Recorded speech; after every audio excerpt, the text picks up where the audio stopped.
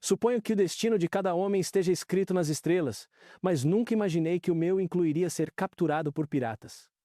Inscreva-se e ative o sininho para descobrir histórias incríveis toda semana. Meu nome é Gaio Júlio César e, embora seja jovem, tenho apenas 25 anos, já carrego sobre os ombros o peso de uma das mais antigas famílias patrícias de Roma. Nós, os Júlii, afirmamos ser descendentes da própria Vênus, através de seu filho Enéas, o lendário fundador do nosso povo. Tal linhagem deveria inspirar respeito, mas, nestes tempos conturbados, ela me tornou um alvo. A manhã em que fui capturado começou como qualquer outra no mar. O Mediterrâneo se estendia infinitamente diante de nossa birreme, suas águas brilhando sob o deus do sol nascente, Hélios. Eu estava na proa, sentindo o salpiçar de água salgada no rosto, contemplando o meu futuro. Eu estava viajando para Rhodes para estudar oratória com o grande Apolônios Molon, o melhor professor de retórica do mundo civilizado. Minha educação havia sido interrompida pela política, na verdade, pela sobrevivência. E agora, com o controle de Sula sobre Roma temporariamente enfraquecido, eu poderia buscar as habilidades que todo nobre romano precisava para ter sucesso no Senado. Meu escravo, Andrônicos, estava fielmente ao meu lado, como sempre. Ele era grego, educado e leal, mais um companheiro do que um servo. Ao longo dos anos, desenvolvemos um entendimento que transcendia a relação habitual entre mestre e escravo. Ele conhecia meu humor, minhas ambições, meus medos, embora eu nunca admitisse ter nenhum. Mestre, Andrônicos disse naquela manhã, com um tom de preocupação na voz. O timoneiro diz que estamos entrando em águas perigosas. Essas ilhas são conhecidas por serem refúgios dos piratas da Cilícia. Acenei com a mão, desconsiderando o aviso. Piratas atacam comerciantes ricos e viajantes indefesos. Eles não ousariam tocar em um patrício romano, como eu estava errado. Que confiança tola. Tudo aconteceu em questão de minutos. O grito de alarme do vigia foi interrompido por uma lança lançada que o derrubou de seu posto. Ganchos sibilavam pelo ar, cravando-se nos corrimãos de madeira do nosso navio com baques repugnantes. Antes mesmo que nosso timoneiro pudesse gritar ordens, os piratas estavam sobre nós. Eles vieram como um enxame de gafanhotos, homens barbudos, bronzeados pelo sol, com olhos que brilhavam de ganância e violência. Suas armas eram rudimentares, mas eficazes. Espadas curtas, adagas, porretes.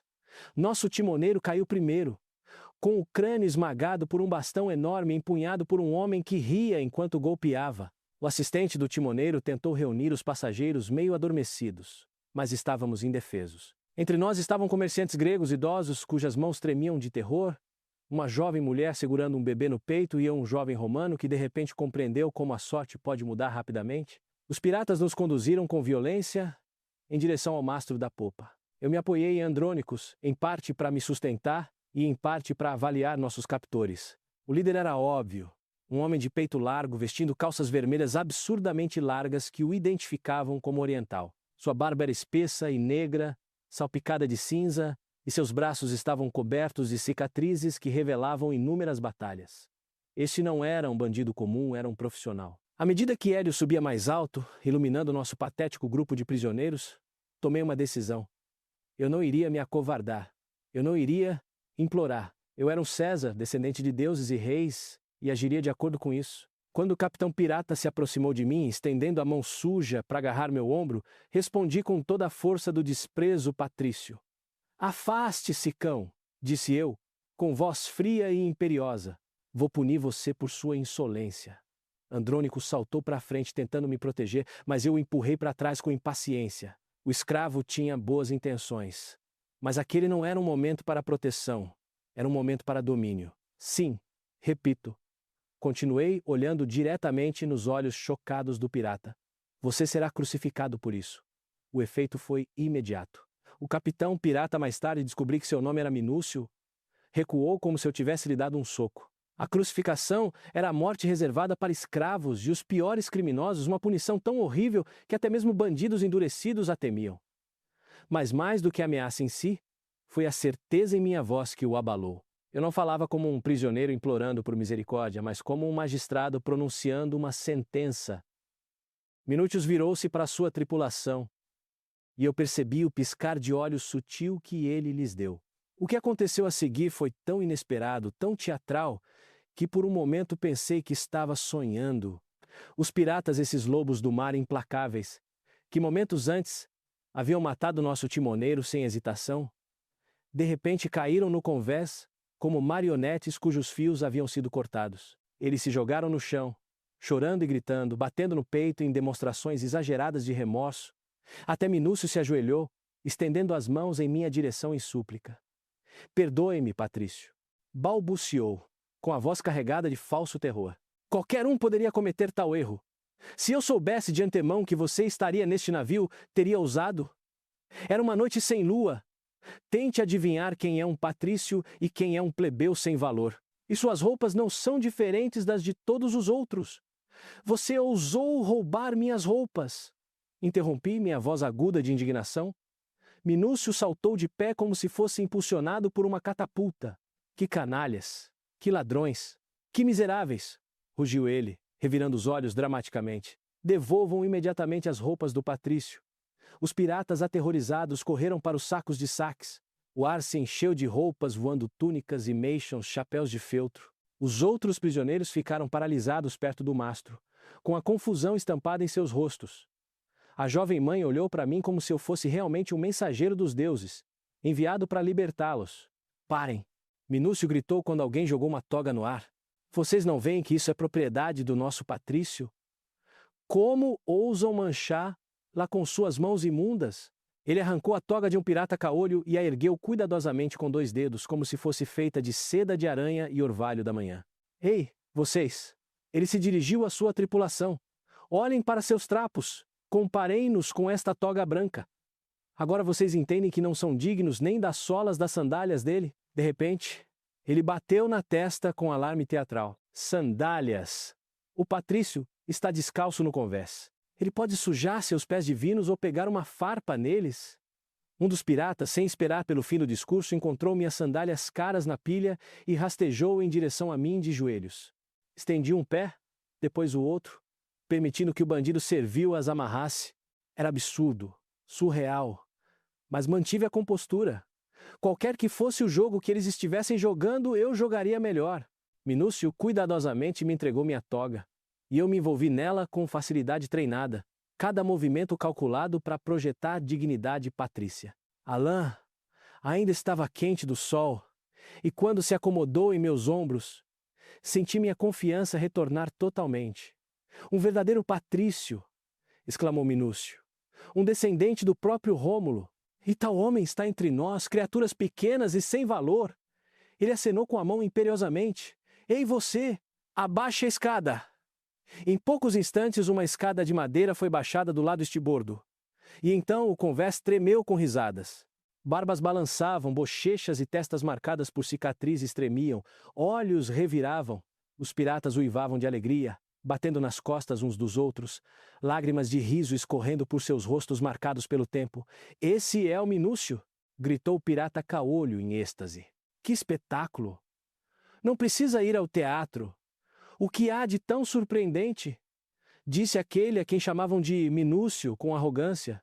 Antes de me tornar um pirata-chefe, eu era um mímico-chefe. Então era isso. Eu tinha sido um participante involuntário de uma performance teatral, uma piada cruel às custas da autoridade romana, mas não dei nenhum sinal de que tinha entendido, nenhuma indicação de que me sentia tolo ou humilhado. Em vez disso, olhei para Minúcio com o mesmo desprezo frio que tinha demonstrado desde o início. Então ele se virou para mim, sua voz ainda carregando traços de zombaria. Agora você entende? Vá em frente então. Não precisamos de patrícios. Podemos passar sem eles. As risadas cessaram tão rapidamente quanto haviam começado. O silêncio tomou conta do convés, quebrado apenas pelo choro suave de Andrônico. O jovem romano caminhou com a cabeça erguida em direção à murada do navio. E naquele momento todos compreenderam o que realmente significava ser um patrício. Pulei a murada, primeiro com uma perna, depois com a outra. Minha cabeça desapareceu de vista. A qualquer momento, haveria um respingo e o mar reclamaria sua vítima. Mas em vez de um respingo, todos ouviram as últimas palavras de um jovem corajoso. Como Sula se alegraria ao saber da morte de César. E quase simultaneamente veio o grito do pirata-chefe. Peguem-no! Ele deve viver! Mãos fortes me agarraram, puxando-me de volta para o convés. Deixei que me levassem para um lugar seguro, tomando cuidado para não demonstrar alívio nem gratidão. Quando me levantei mais uma vez sobre as tábuas de madeira, olhei para Minúcio com as sobrancelhas levantadas, esperando por uma explicação. O rosto do pirata havia perdido todo traço de zombaria. Sente-se comigo, disse ele baixinho. Precisamos conversar. Sentamos no convés e, pela primeira vez, eu realmente observei meu captor. De perto, pude ver que Minúcio era mais velho do que eu pensava inicialmente, talvez 50 anos, e seu rosto trazia as marcas de uma vida difícil. Mas havia inteligência em seus olhos e algo mais. Um cansaço que vem de viver fora da lei por muito tempo. Então é assim que César se parece. Ele começou, sua voz agora sem floreios teatrais. O próprio Sulla disse que você tem muito de Marius em você. O que você tem feito desde que fugiu de Roma? Fui para a Ásia. Respondi calmamente. Ouvi dizer que a eloquência floresce lá. Hoje vi provas disso. Minúcio sorriu com tristeza. Vamos esquecer essa piada. Minha profissão é séria, um homem precisa rir às vezes. Servi sob as águias de Marius, e quando Sulla chegou com seu exército à Ásia, tornei-me mímico. Mas Sulla não me deixava em paz. Ele começou a caçar os marienses. Tive que buscar refúgio no mar. Além disso, acrescentou após uma pausa, o mar me trouxe fama. Você já ouviu falar de um soldado romano chamado Minúcio? Ou de um mímico com esse nome? Não. Mas todos conhecem o pirata Minúcio. 10 cidades gregas me pagam tributo apenas para que eu não entre em seus portos. E tantos nobres me honraram com sua atenção. Até o próprio rei Mitrídates. Ele parou, talvez percebendo que havia falado demais. Não ouvi a parte principal, disse eu secamente. Quanto devo a você por nosso conhecimento? O rosto do pirata ficou sombrio. Não aceitarei nada de um César. Afinal, você fugiu de Sulla. Dei de ombros impaciente. Não quero ser uma exceção. Não tenho dinheiro comigo agora, mas tenho amigos ricos. Diga o valor. Vejo que você é teimoso, disse Minúcio. Se você quer ser como todo mundo, vai me dever 100.000 sestércios. Pague quando tiver conseguido algo na vida. Por que adiar? Respondi bruscamente. Meu escravo Andrônico vai conseguir 100.000 para você em 40 dias, e eu vou ficar no seu navio como refém até lá. Nós mandamos reféns para a ilha. Minúcio objetou suavemente. Temos uma caverna lá. Não podemos passar 40 dias esperando pelo resgate. Mas eu quero ficar no navio, disse eu com petulância deliberada. A caverna é úmida. Tenho saúde frágil e meus médicos me aconselham a ficar ao ar livre. Além disso, dou-lhe minha palavra de patrício. Não vou interferir em seus assuntos. Bem, tudo bem, murmurou Minúcio. Se é por causa da saúde e do ar fresco. Ele saiu para dar ordens. Em 1 hora, Abirreme se separou do Maioparon. Em seu convés estava um único passageiro, meu escravo Andrônico. Ele se inclinou sobre a murada, olhando para mim como se fosse a última vez que me visse. E assim começou o primeiro dos 40 dias de meu cativeiro no navio pirata. Olhando para trás agora, percebo que aqueles 40 dias me moldaram mais do que qualquer tutor jamais poderia. Naquele navio pirata, longe de Roma e do mundo civilizado, aprendi lições sobre poder, sobre medo, sobre a tênue linha entre confiança e loucura. Mas, acima de tudo, aprendi sobre vingança, como planejá-la, como executá-la, e como garantir que nenhum insulto fique sem resposta. O sol se punha quando o navio de Andrônicos desapareceu no horizonte, e eu fiquei parado na murada observando o céu ficar da cor de sangue. Minúcio se aproximou e ficou ao meu lado em silêncio por um longo momento. Você é um jovem comum, César, ele finalmente disse. A maioria dos reféns passa o tempo chorando e implorando. Mas você, não consigo decidir se você é a pessoa mais corajosa que já conheci ou a mais tola. Virei-me para encará-lo, e na luz que se esvaía, permiti-me um pequeno sorriso. Talvez eu seja as duas coisas. Ou talvez eu simplesmente entenda algo que você e seus homens não entendem. E o que seria isso? Que a sorte favorece os ousados, respondi. E que todo homem, não importa o quão baixo tenha caído, ainda se lembra do que significa enfrentar alguém que se recusa a se curvar. Minúcio me estudou por um longo momento. Depois assentiu lentamente. 40 dias, disse ele. Veremos se você ainda estará tão confiante quando eles terminarem. Oh, estarei, assegurei-lhe. Na verdade, suspeito que no final do nosso tempo juntos, você vai desejar ter me atirado ao mar afinal. Ele riu, mas notei que o riso não chegou aos seus olhos.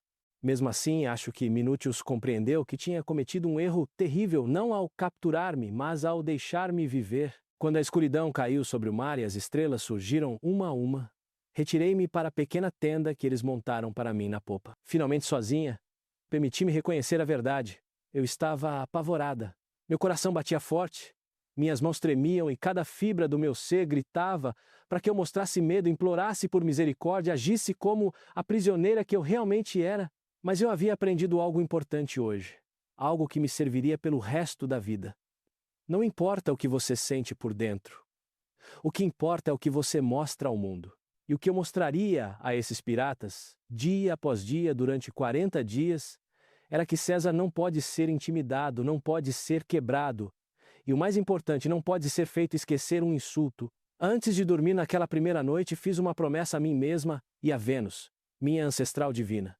Eu sobreviveria a esses 40 dias. Eu garantiria a minha liberdade. E então ensinaria a esses homens o que realmente significava zombar de uma César. O jogo havia começado, e eu pretendia vencer. O segundo dia amanheceu com a constatação penetrando até os ossos. Eu era realmente um prisioneiro agora. E o poder que exercia em Roma não passava de uma lembrança em meio à imensidão do mar. Os piratas, com Minúcio à frente, haviam estabelecido uma rotina e esperavam que eu participasse dela. Mas decidi que mesmo o cativeiro poderia se tornar um palco para estratégias, lições e para afirmar minha identidade. Meus aposentos eram austeros, uma tenda improvisada sob a popa, com o tecido descolorido pelo sal e as tábuas sob meus pés grudentas com a salmoura.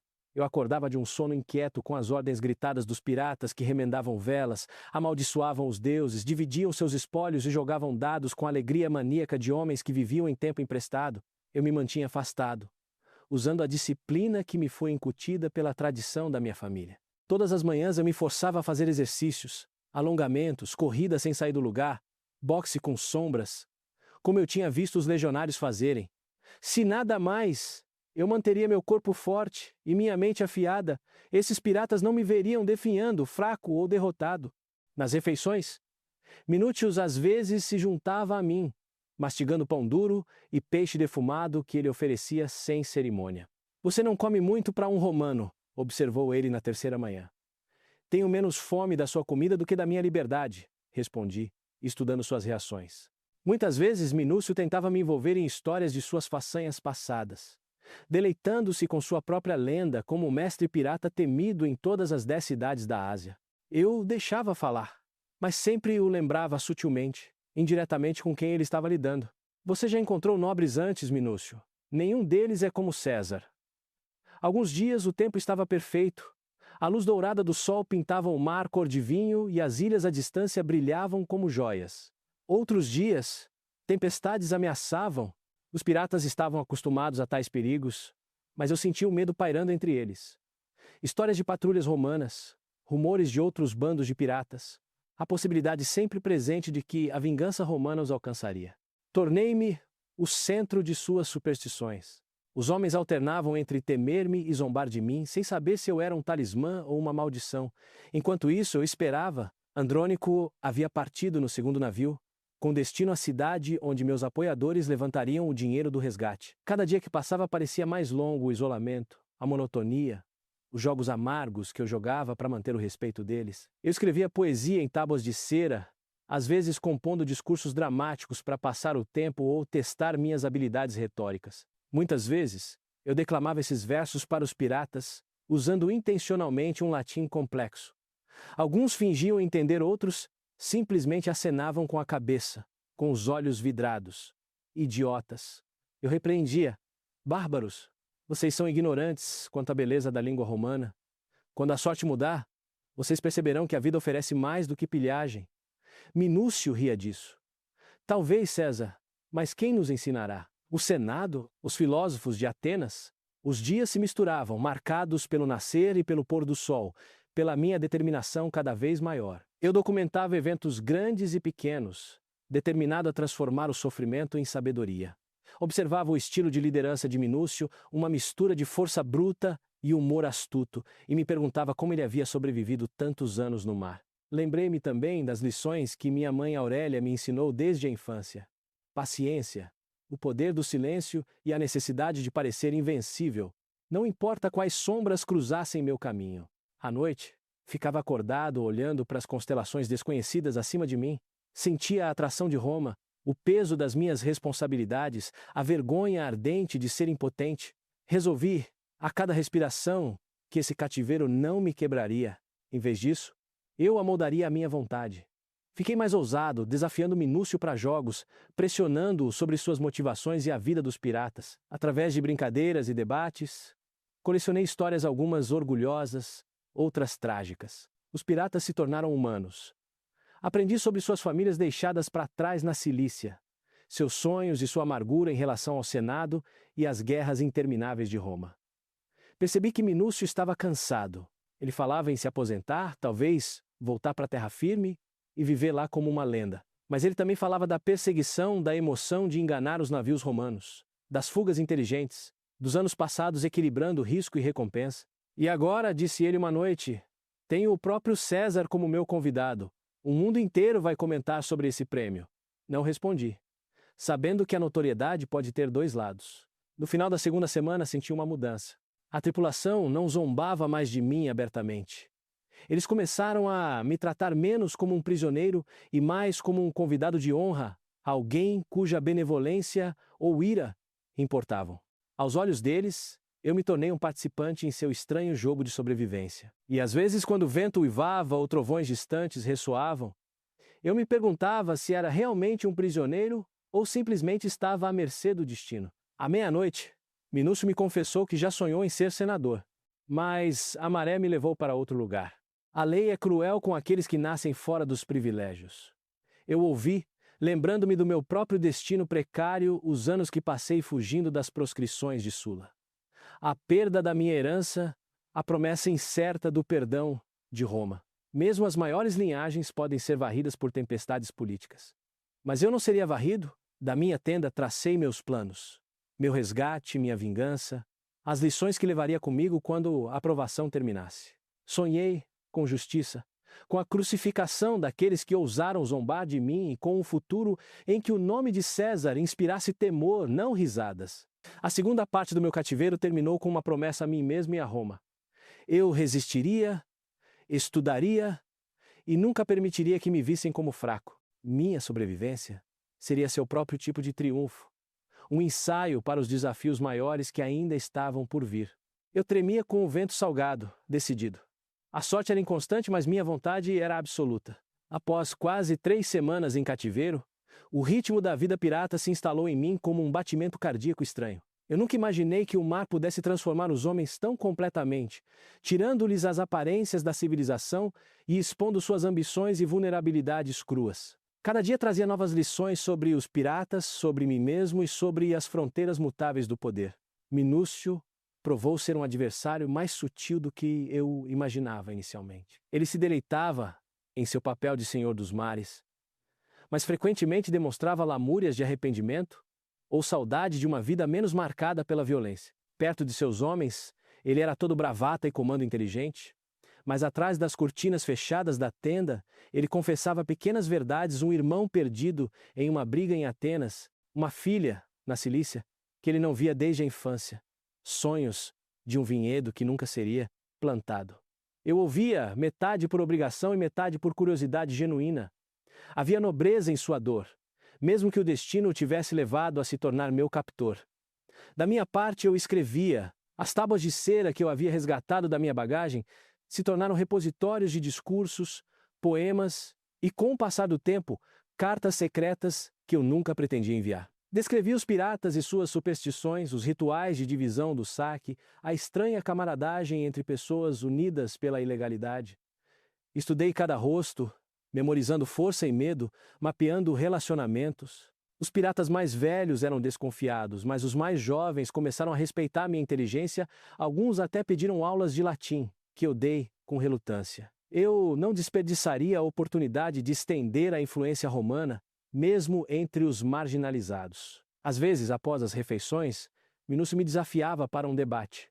Discutíamos sobre justiça, destino, as virtudes da lei romana versus a necessidade da liberdade pirata. Essas discussões podiam durar horas, assistidas por toda a tripulação. Minúcio se orgulhava de sua sagacidade, mas eu me certificava de que minhas palavras fossem mais afiadas. Existe justiça, ele dizia, para todos que roubam ou traem.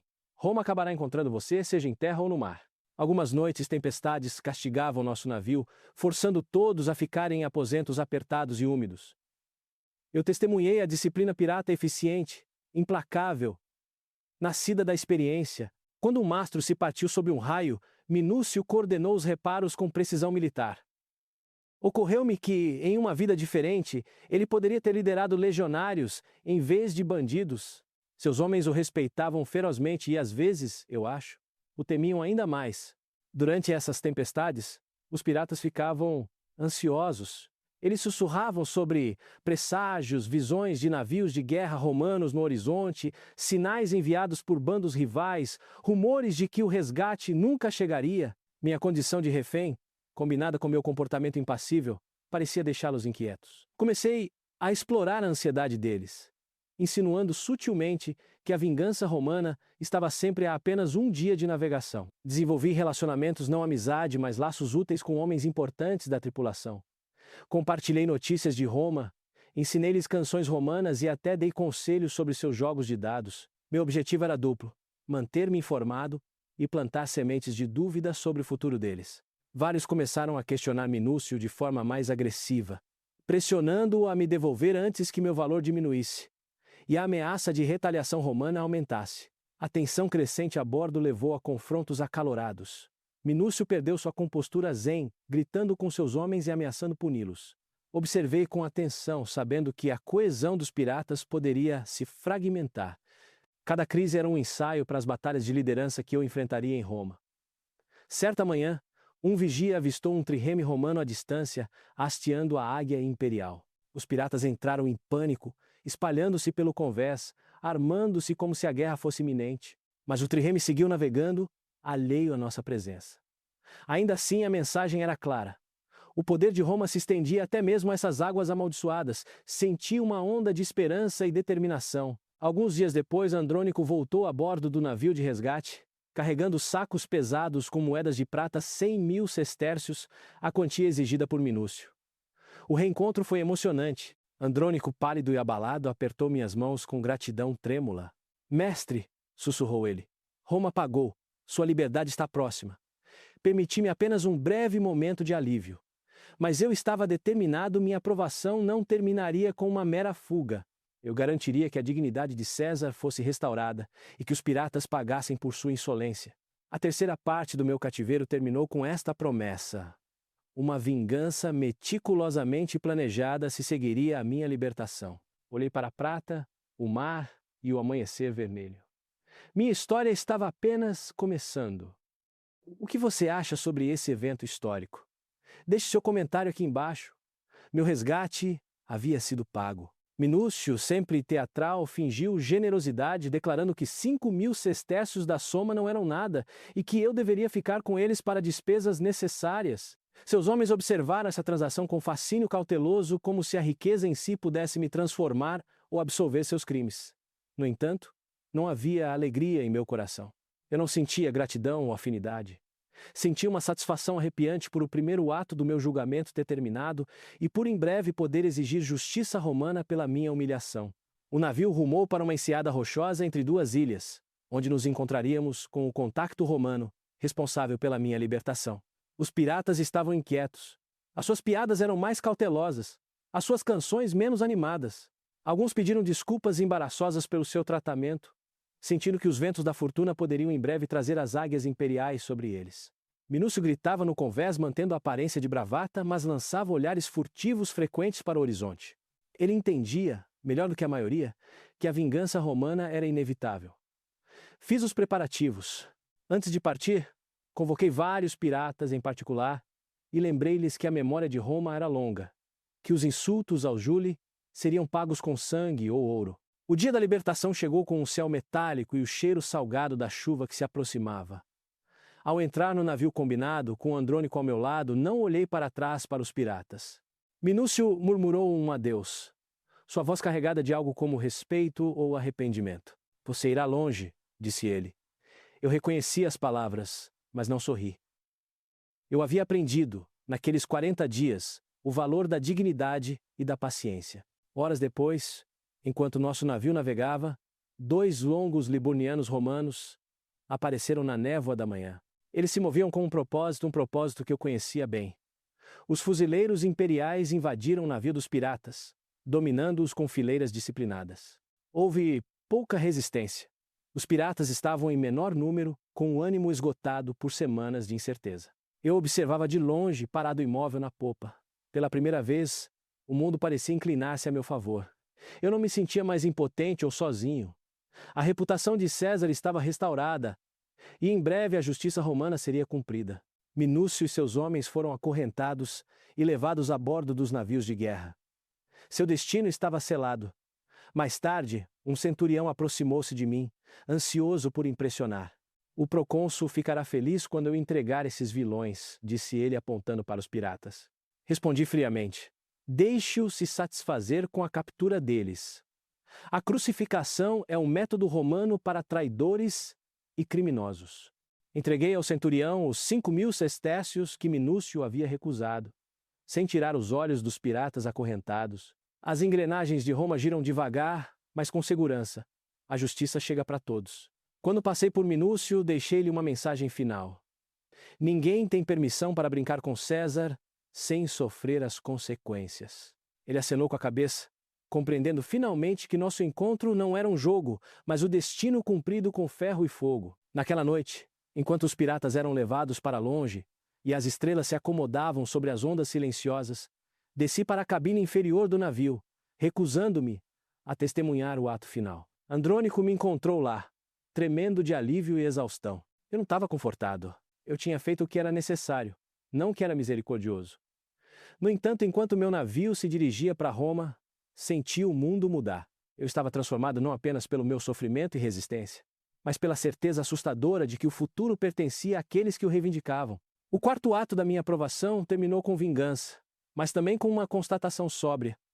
O poder exige sacrifício, e o orgulho deve ser pago com ouro e sangue. Ao retornar ao território romano após minha aprovação, não fui recebido com a pompa que se poderia esperar, mas com desconfiança, cochichos e a cortesia fria reservada aos homens que sobreviveram à desgraça. Pisei no cais, com Andrônico logo atrás, respirando o ar pesado com cheiro de alcatrão. Meu coração batia forte, metade de alívio, metade de desejo de vingança. Meu nome havia sobrevivido, mas minha reputação agora estava em questão. Nos dias que se seguiram, a história da minha captura se espalhou pelos portos movimentados e becos estreitos de Roma como fogo em grama seca. Alguns zombavam, dizendo que eu tinha sido tolo, descuidado, indigno da minha nobre linhagem. Outros, especialmente aqueles que compreendiam a ameaça representada por Sula e a instabilidade da República, viram a aprovação como um teste de caráter. Um em que a ousadia, a astúcia e o orgulho inflexível foram minha armadura. Essa dicotomia marcou meu retorno. Roma, sempre uma cidade de facções, dividia opiniões sobre César, assim como sobre tudo mais. Minha mãe, Aurélia, me recebeu com afeto estoico, seus olhos perspicazes traindo preocupação e esperança. Você sobreviveu, disse ela, tocando o meu ombro. Mas Roma vai querer mais do que sobrevivência. Vai exigir triunfo. Palavras que moldaram minha determinação. Desde os primeiros dias da minha infância, Aurélia me ensinou que o legado era mais importante do que o conforto. Que cada aprovação era um teste para a glória ou a ruína. Decidi que minha aprovação com os piratas não seria meu epitáfio, mas meu prólogo. Participei de reuniões nas casas de amigos e clientes, contando minha experiência com os piratas, tomando cuidado para destacar momentos de bravura e inteligência, omitindo passagens de medo e insegurança. Descrevi minhas negociações, os jogos que joguei com Minúcio, minha compostura inabalável em meio ao caos. Cada relato polia minha lenda, e em pouco tempo senadores influentes pareciam ansiosos por se associar a um jovem que havia encarado a morte e respondido com desprezo. Ainda assim, a redenção não veio facilmente. Meus inimigos políticos, encorajados pela influência remanescente de Sula, zombavam da minha captura. César encontra poesia entre piratas, zombavam, ou um nobre mais adequado para resgate do que para o Senado de Roma. Cada provocação feriu meu orgulho, mas também alimentou o fogo da ambição. Recorri aos tribunais defendendo cidadãos injustiçados, processando funcionários corruptos, construindo minha reputação como orador e defensor da justiça. Minha voz, refinada pela pirataria e pela adversidade, alcançava mais longe do que antes. Andrônico também viu sua vida alterada por nossa provação. Entre os escravos e libertos que serviam à nobreza de Roma, seu relato de lealdade e desenvoltura tornou-se quase mítico. Assegurei que seus serviços fossem recompensados, dando-lhe responsabilidades normalmente reservadas a associados de confiança. Ele se tornou meus ouvidos nas ruas, meus olhos no mercado, uma peça vital no sutil jogo de xadrez da sobrevivência. Foi então que percebi a lição completa do meu cativeiro. Roma era uma cidade que recompensava a ousadia, mas devorava os tímidos. Os piratas me mostraram a brutalidade da ilegalidade. Mas minha reintegração à sociedade romana provou que as regras e tradições ofereciam seus próprios perigos. Para prosperar e preservar o nome de César, eu teria que me tornar mais do que inteligente ou desafiador. Eu precisaria dominar as correntes da política, as marés da história, as tempestades da ambição humana. A quinta parte da minha história terminou com uma simples promessa, feita à luz bruxuleante da lanterna da casa da minha família. Eu nunca mais permitiria ser feito prisioneiro, seja por piratas ou pelas circunstâncias. Roma, com todos os seus perigos, se tornaria meu mar e eu me tornaria seu mestre. O sexto capítulo da minha vida após o cativeiro começou à sombra do legado de Sula e da paz incerta de Roma. Embora a cidade fervilhasse com eleições, discursos e conspirações, eu senti uma corrente subjacente de medo e rivalidade. Resquícios do caos que Sula havia instaurado durante sua ditadura. Para um homem com a minha formação, sobreviver não era mais suficiente. Ascender era agora o meu objetivo. Eu me dediquei aos estudos com um zelo renovado, viajando uma vez para Rhodes para ter as aulas de oratória que os piratas me negaram. Minha mente se aguçou sob a tutela de mestres, minha retórica se transformou em uma lâmina capaz de cortar senadores e plebeus. As lições aprendidas no navio de Minúcio se tornaram a base de todos os meus argumentos. Nunca mostre fraqueza. Nunca deixe os rivais verem suas dúvidas. Deixe as palavras comandarem como espadas. Minha popularidade cresceu em parte por minha resiliência, em parte pelos rumores de que eu pretendia desafiar as antigas estruturas de poder. Amigos e inimigos se reuniram à minha porta. Alguns na esperança de se beneficiar do meu carisma, outros buscando miná-lo. A velha guarda me via com desconfiança e sussurrava lembranças de que os Júlii, por mais antigos que fossem, nunca detiveram um poder incontestável. Cada aparição pública, cada processo judicial, cada discurso se tornava uma arena de disputa. Eu me tornei gladiador e estrategista ao mesmo tempo. Na vida pessoal, encontrei consolo e estratégia. Meu casamento com Cornélia era tanto um laço quanto um escudo, alinhando-me com famílias influentes, mas também me tornando alvo de mais intrigas. Minha filha Júlia nasceu, o alvorecer de uma nova esperança, mas também um desafio: como proteger minha família enquanto esculpia meu próprio nome no mármore de Roma. Aceitei cargos menores na magistratura, aprendendo sobre a burocracia e o clientelismo da cidade. Pequenas vitórias, um caso bem argumentado, um festival organizado com sucesso, o aceno respeitoso de um senador sênior foram tijolos na construção da minha reputação crescente, mas nenhuma vitória parecia segura. Cada amigo podia se tornar um rival, cada favor uma dívida, cada aplauso um aviso. Andrônico mais do que nunca tornou-se indispensável, rastreando rumores e aliados por toda a cidade. Com sua ajuda, estabeleci redes entre libertos e clientes, construindo lealdade não por meio do ouro, mas por meio de um propósito e proteção compartilhados. Recompensei a confiança e lembrei-me da traição, tecendo uma cautelosa teia de influência. Mais de uma vez, ponderei sobre o destino de Minúcio e seus homens. Chegaram notícias de que alguns haviam sido crucificados, alguns conseguiram subornar seus captores, outros simplesmente desapareceram nas vielas de Roma. Assim era a justiça da República, rápida, imprevisível, movida pelo poder e pela vingança. Eu não podia lamentar por eles, mas também não podia esquecer o que o mundo deles me ensinou. O sexto ato da minha jornada se encerrou no silêncio do meu escritório, com velas tremeluzindo sobre pergaminhos de leis e mapas do mundo conhecido. Eu não era mais o jovem impulsivo ridicularizado pelos piratas. Eu era César, testado, ambicioso e cada vez menos medroso. Roma, com todas as suas sombras, era a arena que eu pretendia dominar. Meu coração ardia com a convicção de que o destino não estava em minhas mãos. Minha ascensão na vida pública foi como uma nova viagem, cheia de correntes ocultas e tempestades repentinas. Roma Era uma cidade repleta de ambições secretas e evidentes. E eu caminhava por suas ruas de mármore ciente de que cada aperto de mão e cada sorriso tinham o peso de possíveis alianças e traições. No Senado, aprendi estratégia tanto pela observação quanto pela participação. Famílias rivais me viam como um novato e uma ameaça legítima, e cada debate se tornava um campo de batalha pela reputação muito antes que espadas ou leis fossem empunhadas. Ainda assim, minha aprovação com os piratas continuava sendo de conhecimento público, moldando e, às vezes, prejudicando minha imagem. Enquanto os inimigos zombavam do meu tempo como refém, os amigos comentavam sobre minha determinação e ousadia. Mais de uma vez, transformei minha história em uma parábola para jovens apoiadores. Nenhum homem está livre do perigo, mas todo perigo é um teste de coragem. Eu organizava jantares e festivais, reunindo as mentes promissoras de Roma. Buscava alianças não apenas entre a aristocracia, mas também entre os equestres, a classe emergente de comerciantes e profissionais. Ouvi suas queixas sobre impostos, governadores corruptos e piratas que ainda assombravam os mares orientais. Suas reclamações me lembraram que o alcance de Roma, embora vasto, nunca foi total. Em particular, Andrônico aconselhou cautela. Seu nome atrai tanto esperança quanto inveja, ele alertou. Não pude ignorar suas palavras. Eu tinha visto como o menor boato podia se transformar em crise, como a memória da violência de Sula pairava logo abaixo da superfície. Até mesmo as ruas tinham ouvidos escravos, libertos, comerciantes, todos envolvidos na complexa teia da política romana. Comecei a cultivar minha imagem pública tanto quanto minhas políticas.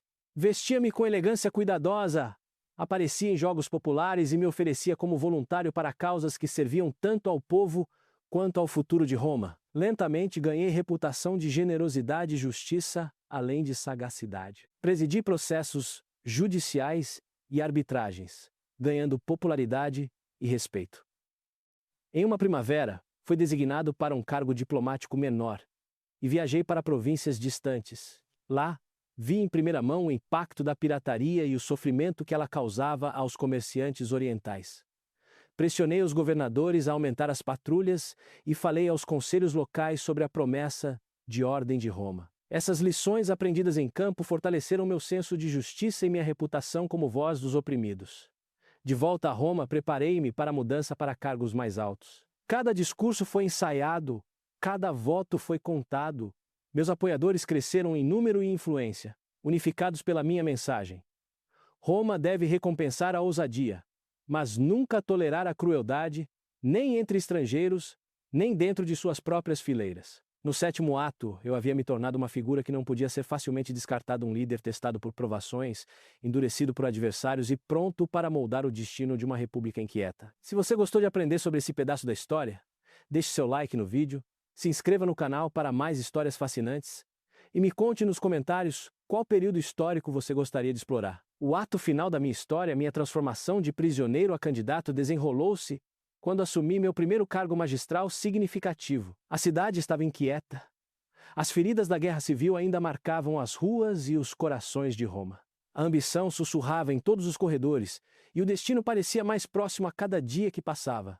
Reuni meus anos de dificuldades, meu encontro com piratas, as lições de Rhodes, as disputas amargas com o legado de Sula e concentrei-os em serviço. Trabalhei incansavelmente, não apenas pela minha própria glória, mas pela restauração da dignidade e da justiça de Roma. Como questor na Espanha, enfrentei a corrupção, organizei ajuda para províncias devastadas pela guerra e pela pirataria e defendi reformas que reduziriam a exploração pelos poderosos. Minha reputação, construída a partir da sobrevivência e da ousadia, abriu portas que antes pareciam fechadas. Os corredores do poder me receberam, às vezes com relutância, mas sempre com respeito crescente. Meus discursos eram meticulosos, aprimorados por provações e perigos. Antes alvo de piadas, agora servia de exemplo para romanos ambiciosos. Prova de que a adversidade pode aprimorar o talento e a determinação. A memória de Minúcio e seus homens permaneceu, um aviso frio para nunca zombar das marés do destino ou do poder da vingança. O mundo deles era um espelho da própria Roma sem lei, astuto e ainda assim desesperado por ordem. Fiz minha missão nunca esquecer essas lições. Minhas políticas, embora às vezes impopulares, sempre carregavam a marca daqueles dias no mar. Assertivas em crises, moderadas na vitória, misericordiosas apenas quando a justiça permitia, seguiram-se triunfos e reveses pessoais. Antigos aliados tornaram-se adversários. Novas oportunidades surgiram com cada risco. Em tudo isso fui guiado por uma convicção nascida do sofrimento. Que a grandeza em Roma não era uma questão de herança ou mera ambição, mas de coragem e adaptabilidade. Passei a ver cada obstáculo como um trampolim, uma provação pela qual minha determinação se fortaleceu e minha visão se concentrou, enquanto me preparava para assumir o consulado e os destinos maiores que me aguardavam. A cidade fervilhava de expectativa. Eu ainda não era o César que mudaria Roma para sempre, mas não era mais o jovem ridicularizado por seu cativeiro. Fui testado, provado e não me quebrei. Com determinação de gladiador e esperança inabalável, olhei para a cidade de mármore e as ondas inquietas além dela. Minha história estava longe de terminar. Era apenas o começo da jornada pela qual Roma e o mundo se lembrariam do nome de César.